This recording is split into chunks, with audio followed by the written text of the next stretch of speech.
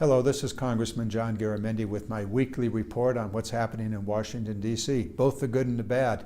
I am sure you've been following what's happening with the president and all the Russian issues and his campaign and his son and all of that. You're aware of that, and so am I, and it is a major, major concern. And I was able to see the concern that this chaos is creating in the Pacific. Last week, as part of my work on the Armed Services Committee, we traveled to Australia, New Zealand, Hanoi, Vietnam, and to South Korea, meeting with the ministers, defense ministers, and others in the governments. And everywhere we went, the chaos in Washington is causing deep, deep concern, specifically in South Korea. We have thousands of our military armed forces in that area, Army, Marines, Air Force, others, Navy, and they are at risk. The uncertainty of what is going to take place with Kim Jong-un and his nuclear weapons and his ballistic missiles, and now intercontinental ballistic missiles, and the uncertainty that is causing deep, deep concern.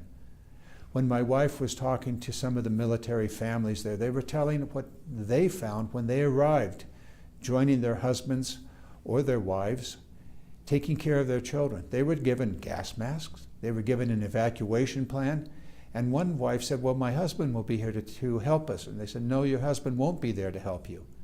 He's going to have to fight a war if it were to break out. And here's what you must do. It's a very frightening situation for them. It's on the knife's edge there, and in part caused by the uncertainty and the chaos in the White House. We really need to find stability. And it's not just the military issues, the economic issues, the trade issues. Hanoi is Vietnam is the second, or America is Vietnam's second largest trading partner, and they don't know what to expect. And for Patty and I, we grew up in the 60s with the Vietnam War. And to visit Hanoi, it was, I don't know how to describe it.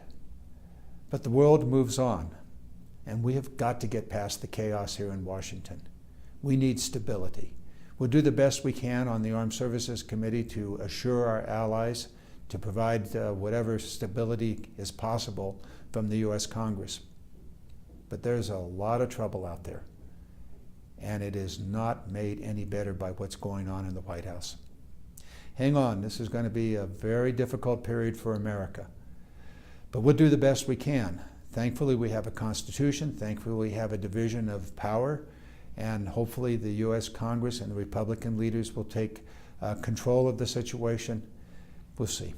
In any case, next week's a new week here in Washington. Hopefully, it'll be a much better week. In the meantime, know that we're doing the very best we can to make some clarity out of the chaos that we're finding here.